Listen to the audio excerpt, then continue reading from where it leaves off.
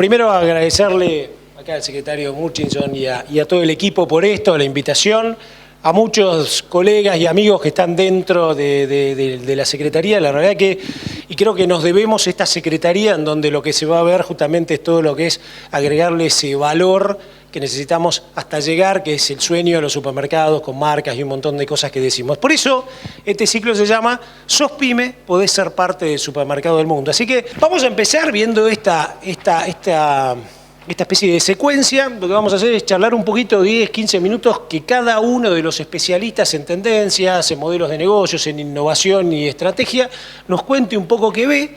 Arrancamos primero entonces viendo cuál es el entorno, de qué estamos hablando cuando hablamos de supermercado del mundo. Así que acá te dejo a vos, Gustavo, cómo está el mundo, qué oportunidades hay y cómo a priori estamos posicionados nosotros para capturar esas oportunidades. Bueno, buenas tardes a todos. En primer lugar, gracias por la invitación. La verdad que hablar de tendencias siempre es hablar desde el presente, proyectando el futuro.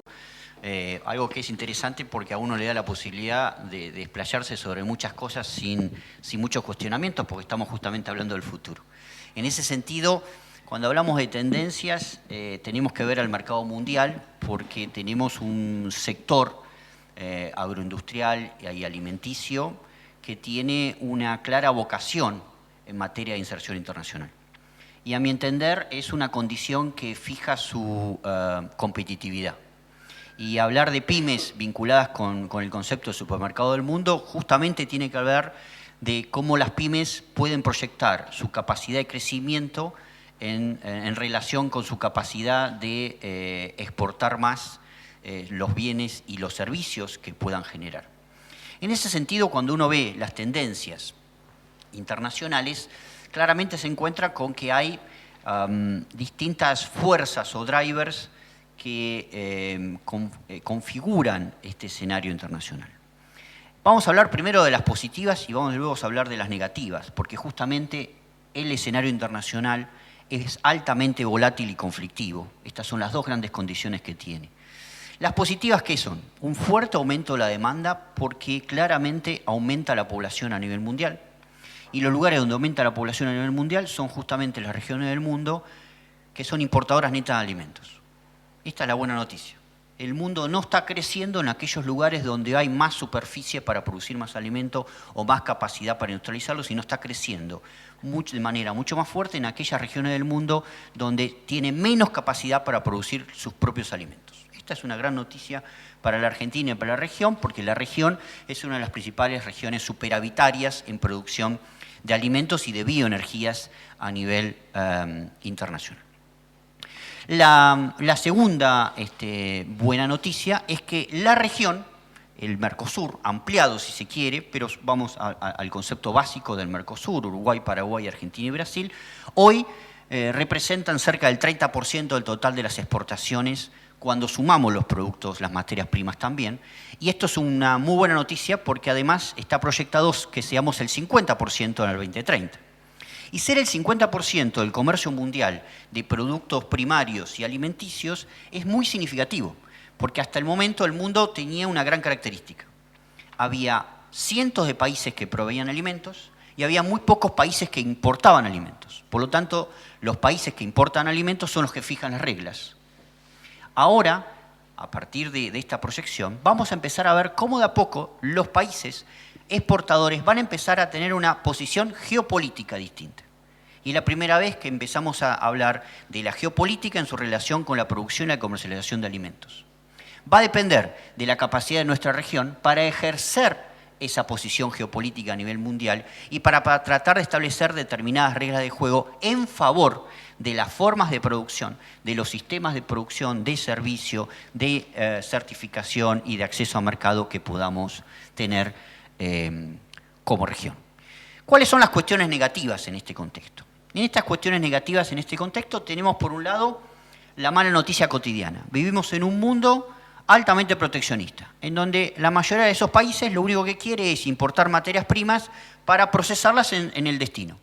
Y por lo tanto a eso le pone barreras, lo que habitualmente conocemos como altos aranceles de importación y medidas regulatorias, reglamentos técnicos, medidas sanitarias, nuevos requisitos, etcétera, al producto importado sobre el producto local, con lo cual desalienta la importación de productos procesados. Y si el objetivo que estamos persiguiendo es transformar a nuestro país en un supermercado, justamente la condición natural es tener capacidad de procesamiento local, pero sobre todo capacidad de acceso a mercado de los productos que podamos procesar. Por lo tanto, estamos ante un alto nivel de proteccionismo que la guerra comercial entre Estados Unidos y China, los dos grandes padres de este nuevo mundo, está generando una imitación y una copia muy fuerte del resto del mundo.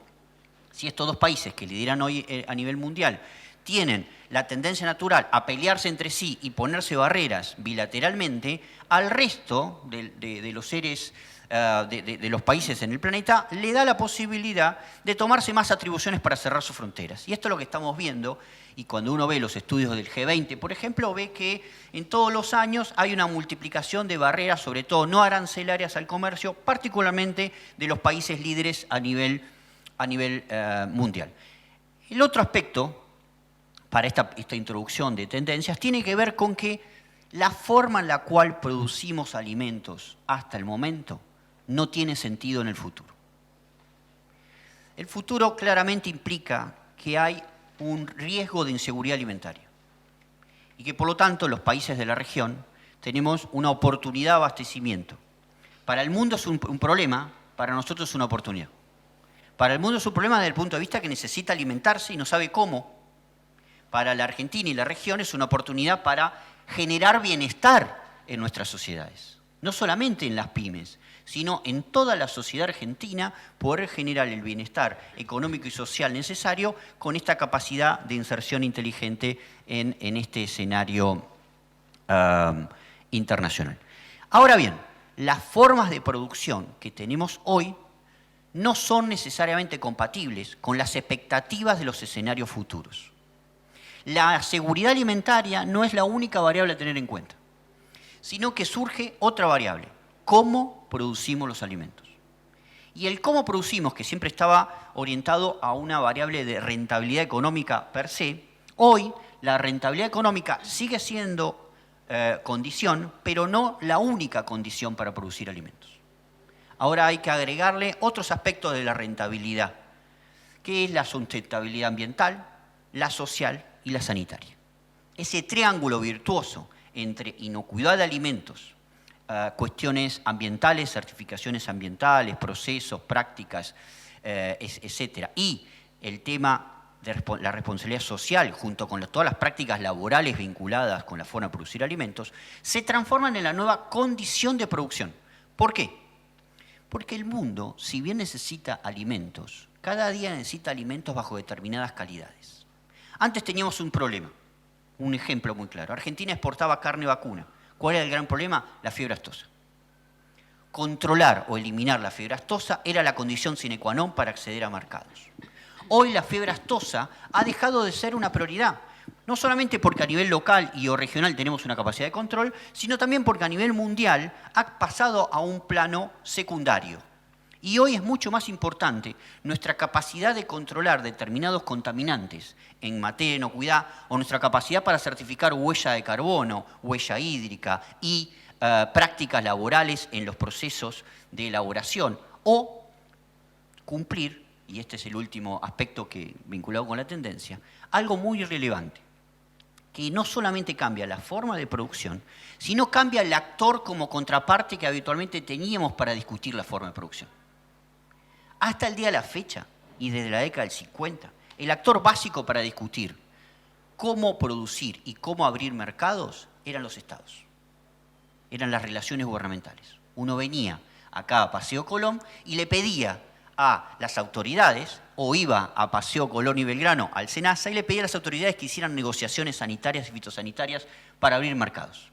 Hasta el día de la fecha es un tema central. Cada sector, cada cadena de valor, las pymes mismas vienen y seguramente tocan el timbre todo el tiempo para pedirle al Estado un rol protagónico en la gestión de acceso a mercado. Ese rol protagónico cada día va a perder más liderazgo. Porque hoy hay un rol protagónico muy fuerte las cadenas globales de valor y sobre todo las grandes cadenas de supermercados que son las principales cadenas globales de valor. Ellos tienen un rol más trascendental que las normas gubernamentales, porque los famosos estándares privados, que de a poco estamos viendo y que usted recientemente la Secretaría acá hizo un acuerdo con uno de los principales estándares mundiales en materia de inocuidad, hoy son las condiciones de ingreso a los mercados. Por lo tanto, esa variable, a mi entender, como estrategia, que luego seguramente vamos a debatir, es clave. ¿Podemos pensar en una pyme amparada por el rol y la capacidad del Estado nacional o provincial para lograr acceso a mercado? ¿O tenemos que pensar en un rol de las pymes para que tenga una capacidad de respuesta a los estándares privados como condición y plan y estrategia de inserción internacional?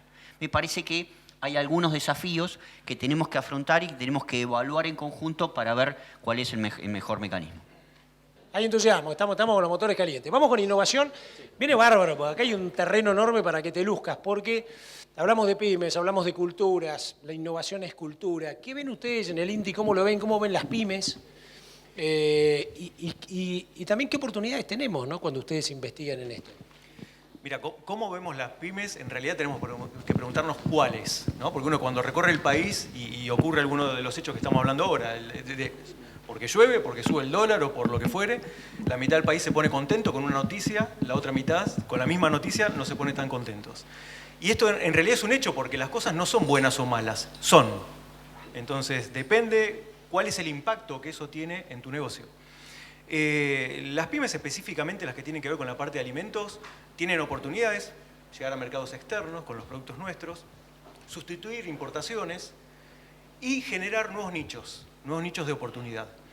Y justamente la innovación trata de eso, trata de, recordemos que la innovación es esto, es generar valor diferente. Y el valor, o quien define qué es valor, es en definitiva el consumidor, que es aquel al que le estamos satisfaciendo una necesidad o le estamos creando una necesidad. Y el concepto de diferencial es mirando al costado, es mirando quién es la competencia y con quiénes estoy de alguna manera compitiendo.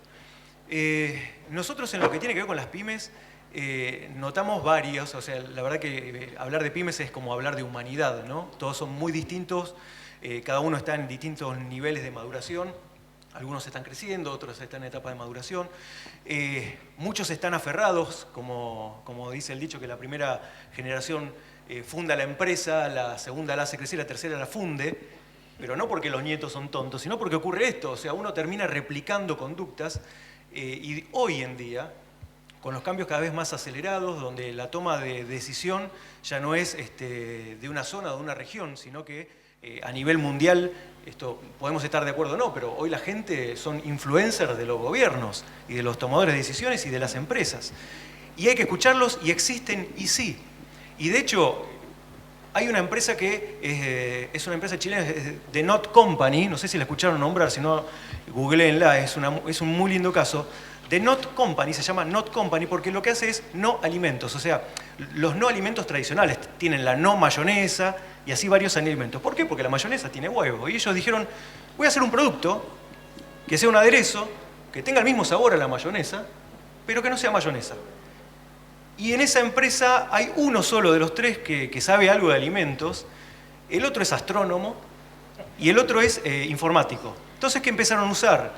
Inteligencia artificial y Big Data para procesar mucha cantidad de información y decir, quiero desarrollar un producto que cumpla con las siguientes características, ¿no? Que sea un producto fluido, que sea un producto de color amarillo. Entonces, la inteligencia artificial empieza a buscar en la base de datos cuáles son los productos que cumplen con las condiciones que yo quiero y con aquellas que no quiero.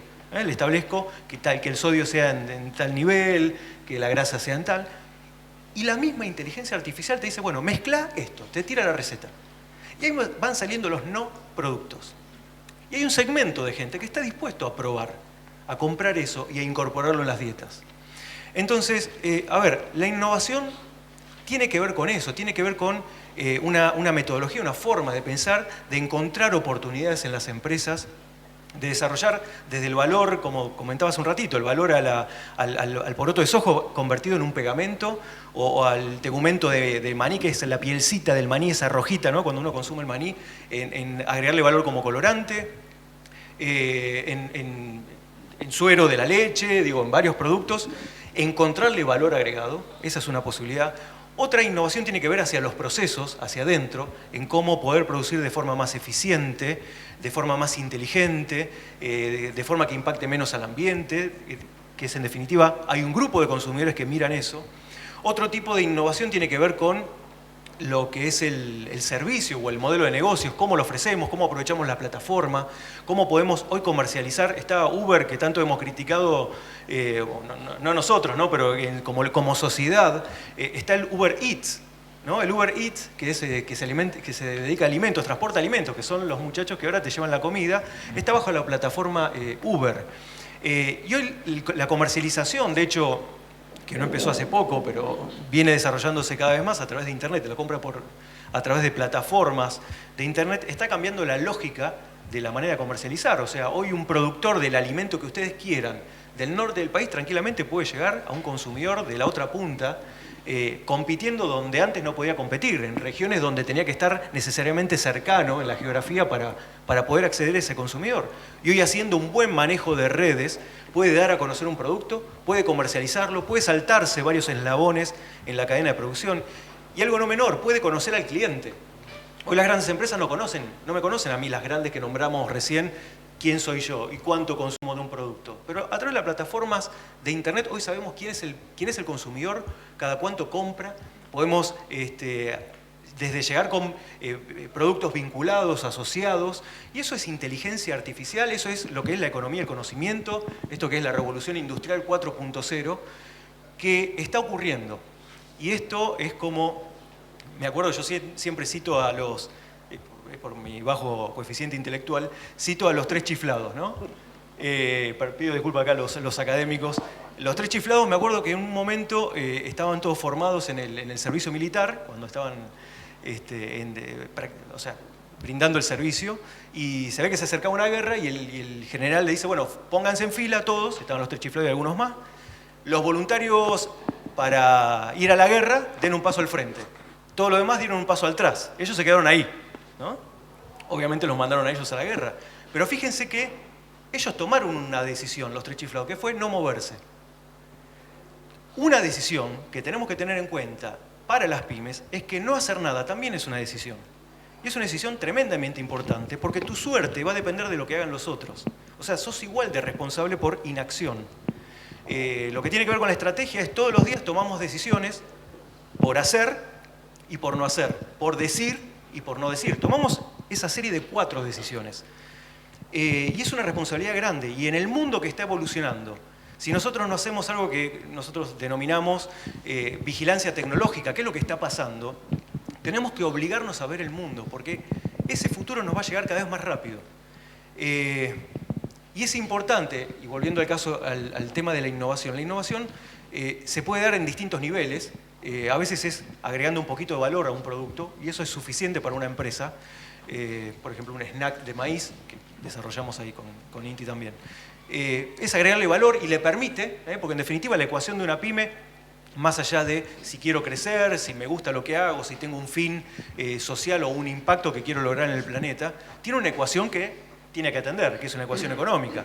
O sea, vende cantidad de productos, precio de venta menos el costo de fabricación o de producción, tendrá algunos costos fijos, tendrá algún inventario por ahí dando vuelta, tendrá un capital de trabajo, plata, y todo eso puede ser alcanzable por la innovación. Hoy podemos trabajar desde la innovación, desde desarrollar valor a un producto, de crear nuevos mercados, de trabajar con menos costos, el concepto de vinculación y cooperación.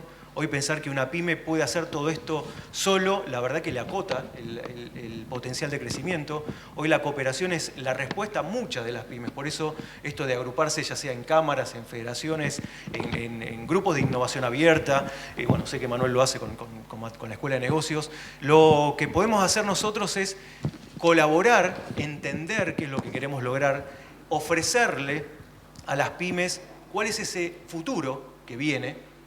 Sí, tiene riesgos, sí, tiene probabilidades de ocurrencia, ¿sí? Hay una diferencia entre moda y tendencia. La moda viene y va, la tendencia de a poquito se sostiene y va a seguir creciendo. Somos cada vez más, los productos alimenticios a veces no llegan a todos en la misma calidad y con la misma cantidad que se requieren para abastecer el mundo.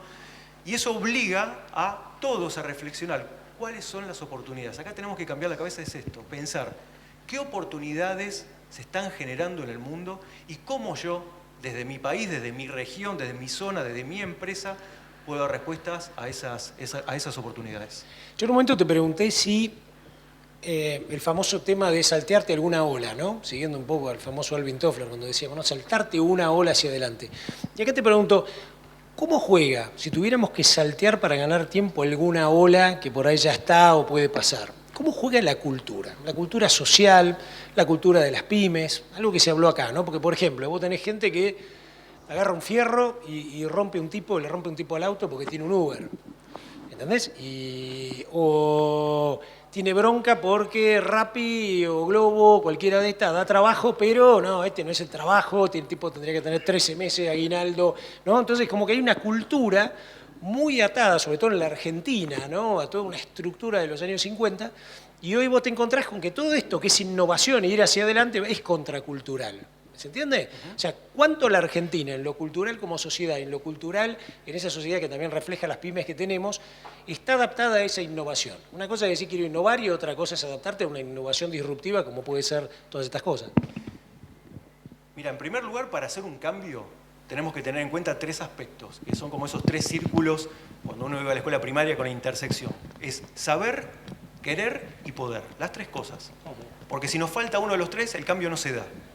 Saber es conocimiento, es espacios de aprendizaje, asistir a foros, hacer vigilancia tecnológica, capacitarse, como ustedes quieran, ese es saber, eso es teórico. Querer es una cuestión de actitud, que tiene que ver con la motivación, o sea, el hecho querés hacerlo, y eso depende de nosotros. Ese es un elemento clave en la pyme. Vos podés saber todo lo que vos quieras saber, pero si no querés hacer el cambio no va a ocurrir. Y el otro es el poder, que tiene que ver con los recursos de tiempo, con los recursos económicos, con la vinculación, con la capacidad técnica de poder hacerlo. Ahora, sí tenemos un tema que tiene que ver con la cuestión cultural. Que esto es como una gomita, ¿no? Que antes la podíamos estirar un poquito y podíamos aguantar y la cultura podía hacer que se frenen determinadas tendencias. Ahora, si esto de subirse a las olas, ¿no? El tema es, a veces te perdés una ola y ¿cómo sabés si no fue la última? ¿Cómo sabés si en esa ola no te perdiste la oportunidad de reconfigurar tu negocio? Acá no se trata de abandonar lo que estabas haciendo, la idea es incorporar cosas nuevas. Una pregunta fácil que se le puede hacer a una pyme a cualquiera que está escuchando esto es ¿cuánto de los ingresos que tuviste en el último año, en los últimos 2 años, proviene de un nuevo producto o de una innovación? ¿Cuánto? Probablemente el porcentaje sea muy bajo. Y eso lo que te está diciendo es que estás haciendo más de lo mismo, ¿no? Y citando a Einstein, locura es hacer más de lo mismo y esperar resultados distintos. Si el mundo está cambiando, los resultados que estás teniendo no son los que te satisfacen, la pregunta es, nosotros tenemos que cambiar. Y ahí tenemos que hacer el cambio fuerte, que es la cultura. Es decir, me voy a arriesgar. Hacer innovación tiene implícito un riesgo. Si no, no es innovación, es un pequeño maquillaje, una mejora. Hacer innovación es decir, ok, tengo que hacer algo diferente porque la gente necesita algo, está demandando algo. ¿Sí? Y acá es donde el único lugar donde el cliente tiene la razón es en esto. Son sus hábitos, son las tendencias, son las modas, es la sumatoria de todo lo que define el consumo. Por eso el cambio cultural en innovación es fundamental. Es un cambio cultural que tenemos que tener todos.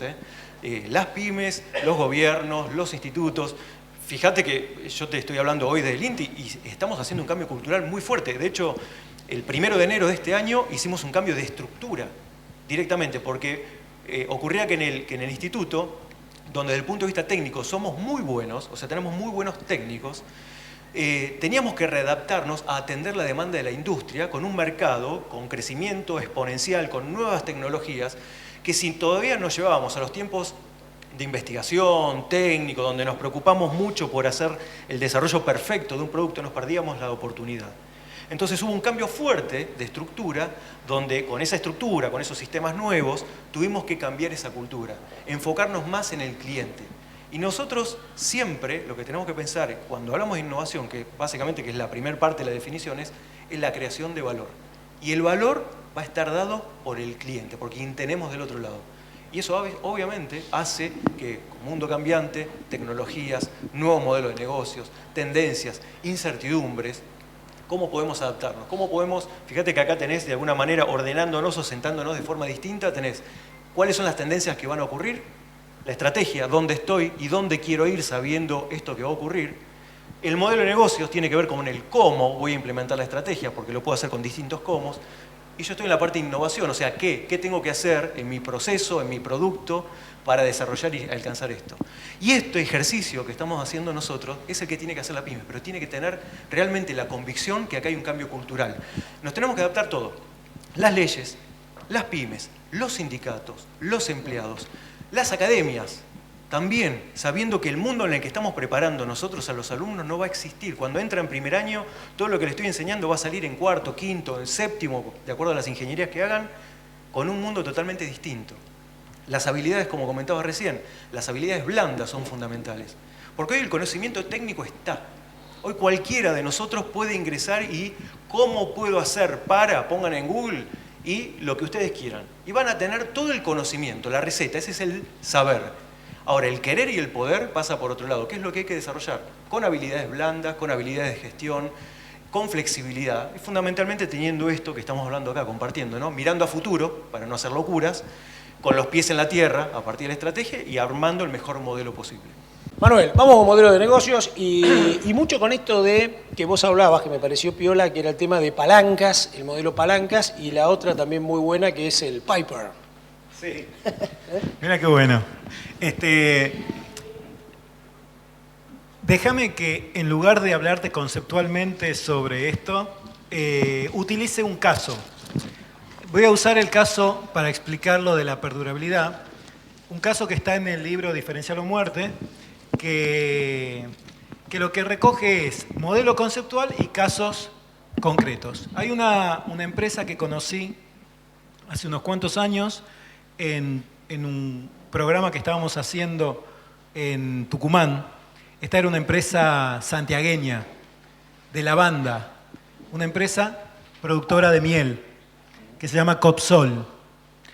Mi idea cuando escribo los casos es detectar un modelo de negocio, para que después el lector diga, acá está la clave de la perdurabilidad de este negocio y por lo tanto puedo aplicar algo similar.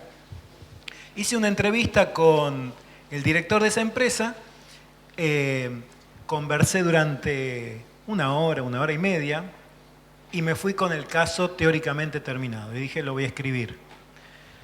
Por la noche me quedé pensando en lo que me había dicho este señor y resulta que lo que me había dicho es que el 80% de su producción de miel lo colocaba en el mercado exterior. 80%. Lo colocaba en Alemania. Entonces yo le pregunté, ¿cuál es la razón? ¿Cómo haces para colocar el 80% en Alemania? El tipo me contó que había descubierto que Amazon tenía un sistema que le permitía simplemente, llegando el producto a Buenos Aires, desentenderse del asunto y le colocaba todo su producto en la góndola directamente, en donde llegaba el consumidor final, agarraba el producto y se lo llevaba a su casa. Es decir, su diferencial, según su relato, era Amazon. Yo dije, excelente, buenísimo. Esto en una hora y media de conversación, obviamente. Voy y escribo el caso. A la noche me empezó a resonar la respuesta y yo decía, ¿esto será así? ¿Es Amazon? ¿Amazon es el diferencial de esta gente? Y resulta que yo tengo un problema, Diego sabe porque me conoce hace muchos años, tengo un montón de problemas, pero tengo uno que es como el destacable, y es que utilizo como mecanismo para dormirme, en vez de contar ovejitas y qué sé yo, resolver un problema, resolver algo. Mis últimos 3 minutos antes de dormirme es resolver algo bien concreto. Y en este caso quería resolver el caso de Copsol.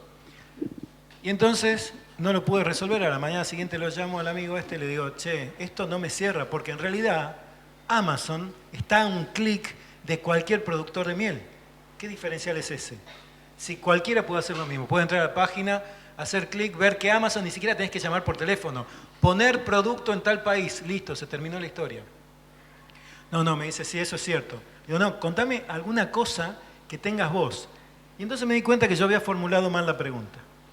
La pregunta en el fondo es, ¿cuál es la razón por la que, dado que el producto está en la góndola, en Baden-Baden, por ejemplo, o en Frankfurt, o donde sea, dado que está ahí el producto en la góndola, viene alguien, toma ese producto y no el producto de al lado. Esa era la pregunta, no cómo llega el producto. Entonces era un problema mío, problema de formulación. Este señor entonces me empieza a explicar cosas sobre su producción. Copsol es una empresa que, me lo dice al pasar, como si nada, tiene trazabilidad digital.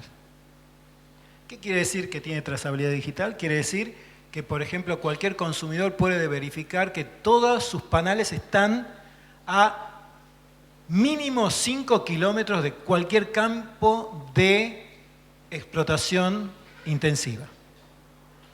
Lo cual significa que está alejado de explotación con agroquímicos. Por lo tanto, esa trazabilidad le da la característica de orgánico. Le da la característica además de multiflorial. Resulta que la miel puede ser de una sola flor o de muchas flores. Es difícil encontrar, se ve, disculpen mi ignorancia, parece que es difícil encontrar de muchas flores. Esto tenían multiflorial. Y como quien no quiere la cosa, me dice además que habían certificado Fair Trade. Y cuando me dijo eso, yo dije, ¿cómo? Sí, tenemos la certificación de comercio justo. Entonces, ¿qué es un diferencial y qué es un modelo de negocio? Estos tipos están pensando en quién es su público objetivo. El público objetivo de esta gente, el que agarra ese producto de la góndola, no es el señor que compra en Lidl, que es una gran superficie europea en donde compras un frasco de miel a, qué sé yo, ponele 2 euros, 1 euro. No, están pensando en un público objetivo que compra en una superficie pequeña, local, si se quiere boutique, en donde todos los productos están pensados en las tendencias que decías vos al principio. Es decir, protección de todo el sistema de producción, que no haya inclusión de trabajo de menores, por ejemplo, temas de un reparto equitativo del margen de contribución en toda la cadena, temas de orgánicos, o sea, lejanía respecto a esos lugares en donde hay explotación intensiva. Están pensando en ese público. Para ese público es que prepararon su oferta. Y esa oferta es diferencial. ¿Es diferencial en relación a quién? En relación a otras ofertas. Entonces, cuando hablamos de modelo de negocio, no hablamos de teoría. Hablamos de qué ofrezco de distinto, a quién le ofrezco eso distinto. Yo no puedo fabricar algo para alguien que no sé cómo es, ni sé cómo consume. Yo tengo que primero definir quién es mi público objetivo. En cualquier industria, la alimenticia no es una excepción. Cuando defino el público objetivo, defino automáticamente cuáles son las razones de consumo de ese público objetivo. Y tengo que prepararme con diferenciales para ser elegido.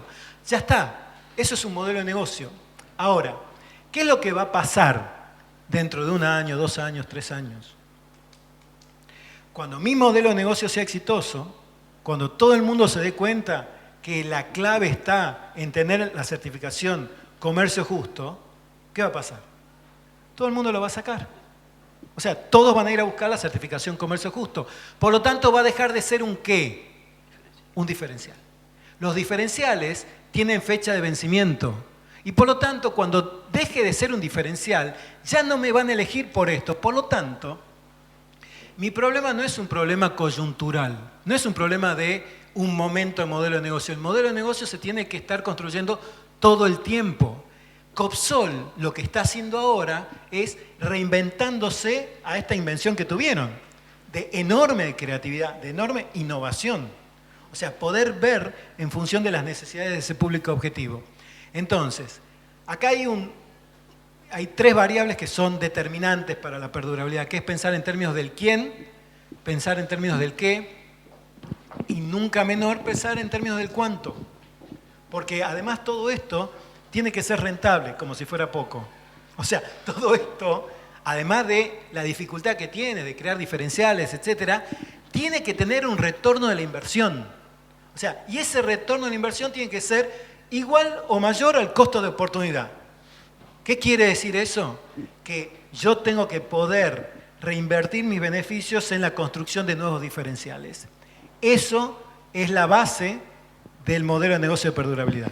¿Cómo juega ahí el tema branding? ¿No? Porque a mí me parece que hay algo en el intangible, ¿no? En el simbólico, que es la marca, que genera, ¿no? Primero el hecho de atracción, después compra, después recompra y después fidelidad con el cliente. Entonces, por ahí todos los demás tienen eso, pero yo compro tu miel, ¿no? O vos le preguntás a un chico, qué sé yo, o no, Coca o Pepsi, ¿no? Quilmes o tal. ¿Por qué la marca de alguna manera también te fideliza mucho? ¿Cómo ves eso como modelo? Sí. Lo veo y lo veo reiteradamente. Quizás estoy mencionando esto de las palancas, pero es el marco conceptual con el que trabajamos nosotros. Nosotros pensamos en el modelo palancas como 4 herramientas muy concretas que tienen distinta valoración. La palanca más elemental es la palanca de las personas. O sea, esto de puedo construir diferenciales con el saber de determinadas personas, pero dijimos que tiene vida corta también, porque esa persona se puede ir de tu organización, ¿verdad? Por lo tanto, tenemos que pasar a una palanca superadora que es la palanca de proceso. La palanca de proceso es el conocimiento dentro de la organización. Ahora, el conocimiento dentro de la organización deriva en una tercera palanca, que es lo que vos decís, que es ese activo intangible que es la reputación. Una vez que vos construís esa reputación, ese activo intangible, te resulta mucho más fácil defender tus diferenciales. ¿Por qué? Porque tus diferenciales están asociados a esa marca. Por supuesto que tenés que mantener la calidad, por supuesto que tenés que mantener el mismo nivel permanentemente, pero una vez que vos tenés esa reputación, en los mercados se te conoce por esa reputación y por esa marca. Y eso te deja a un paso de la cuarta palanca, que es la última, que es la palanca de socios. Cuando vos conseguiste reputación te resulta mucho más fácil hacer cosas con otros. ¿Por qué? Y porque los otros te valoran por la marca que tenés.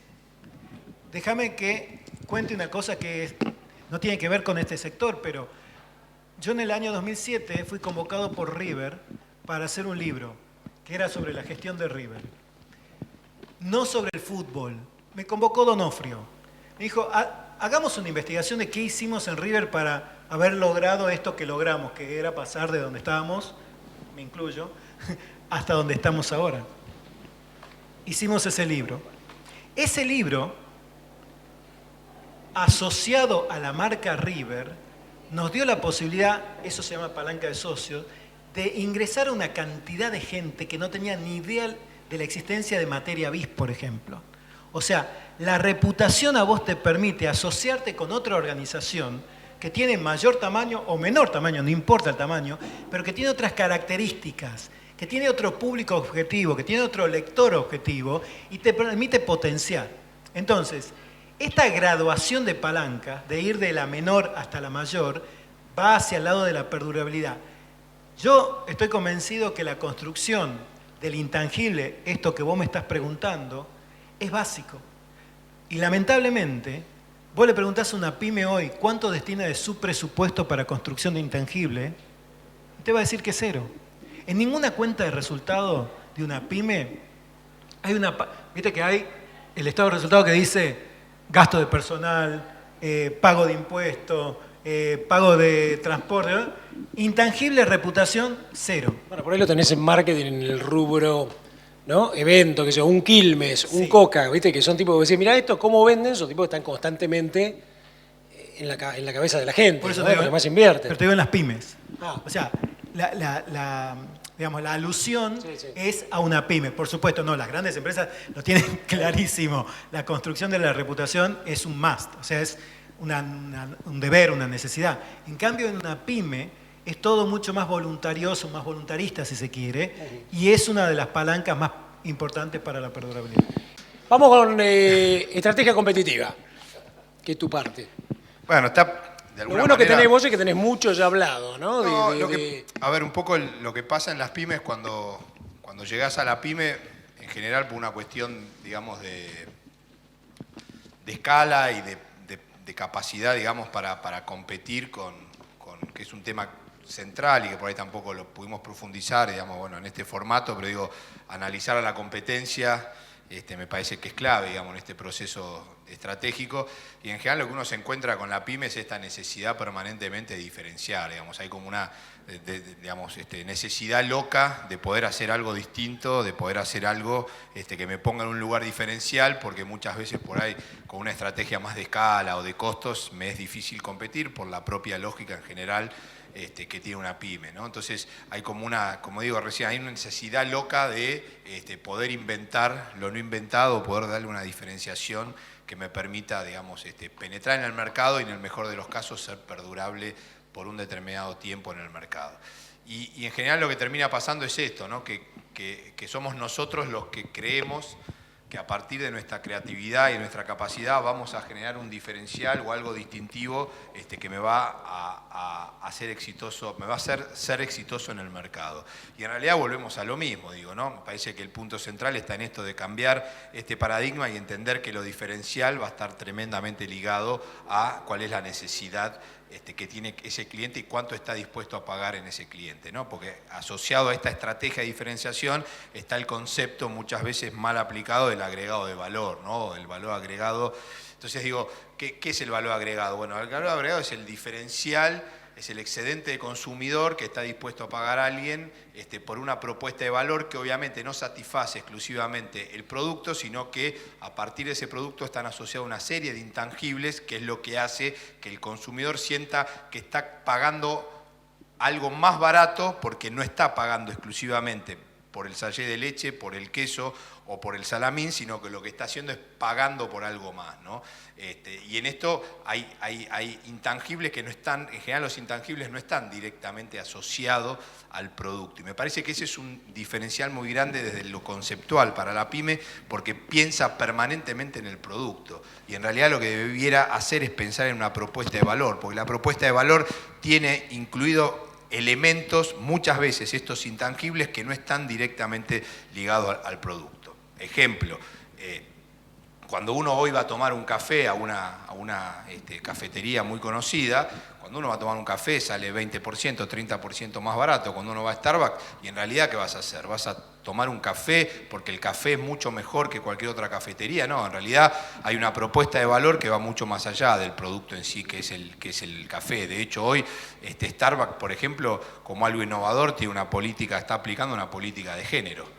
Entonces hoy automáticamente, digo, Starbucks se está posicionando en esto de generar la marca como un negocio en donde puede venir a trabajar cualquiera, ya sea tenga el género que quiera, digo, ¿no? Y esto está tremendamente ligado a cuál es hoy la necesidad de ese millennial, de esos jóvenes, de ese consumidor que va a ese tipo de café, en donde no le importa quizá tanto el producto, sino que justamente es una compañía que está abierta en el tema de género.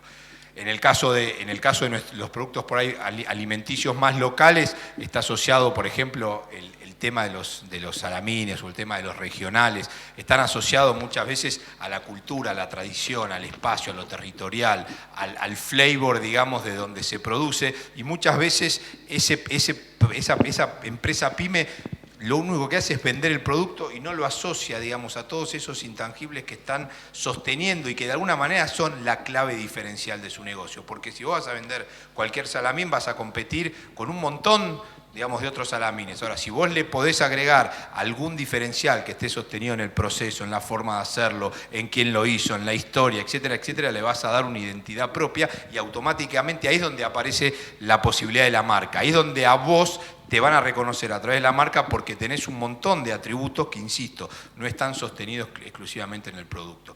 Y ese es un punto central a la hora, digamos, de regenerar o reinventar la estrategia de la pyme. Vamos a diferenciar, sí, diferenciemos, pero ¿en qué? En lo que el cliente me esté diciendo que está dispuesto a pagar un precio adicional, un valor adicional, porque siente que hay un excedente cuando consume esa propuesta de valor. Y en la pyme, en entender que no podemos seguir pensando en el producto, sino que tenemos que pensar en la propuesta de valor. Y si lo ligamos a la tendencia o al punto inicial que planteó Gustavo, esto es decir, bueno, en realidad hoy la demanda global está más interesada en la huella de carbono, en la huella del agua, en que haya políticas de género o abiertas en cuanto a quién puede estar trabajando en mi empresa, quién no, en los procesos, en que no estoy afectando a las abejas, sino que estoy cuidando de las abejas. Entonces, quien está consumiendo esa miel, en realidad, digamos, miel hay un montón, no está consumiendo la miel, no compra una sensación de sentirse que está haciendo algo por la sociedad, por el ambiente, por las abejas, por el productor, digamos, que va a poder seguir produciendo miel, etcétera, etcétera. Entonces, de vuelta, me parece que el punto central de la pyme en la definición de la estrategia está en, primero, entender por qué compra el que me compra, cuál es la necesidad que tiene ese consumidor, y a partir de ahí establecer cuál es la estrategia en general diferencial, porque como dije antes, la pyme busca esa estrategia diferencial para poder sostener esa estrategia en el tiempo. Y después lo que es tremendamente importante es esto de definir la estrategia, defino el plan, defino los objetivos, defino los recursos y tener muy claro que hay que pasar a la acción. Entonces también tengo que trabajar en esto del hacer, de realmente entender y generar las condiciones para que esa pyme pueda hacer. Y de vuelta, no es solo el líder, sino que es el conjunto de actores, de empleados que son parte, digamos, de ese cambio. ¿Cuánto vaso medio lleno tenemos para hacer en la Argentina? ¿Cuánta masa crítica? ¿Y cuánta cultura, ¿no? y externalidades vamos a tener que derribar adelante? Y ese es el desafío. Muchísimas gracias a todos por esta invitación, por bancarnos. Y un aplauso acá a los muchachos.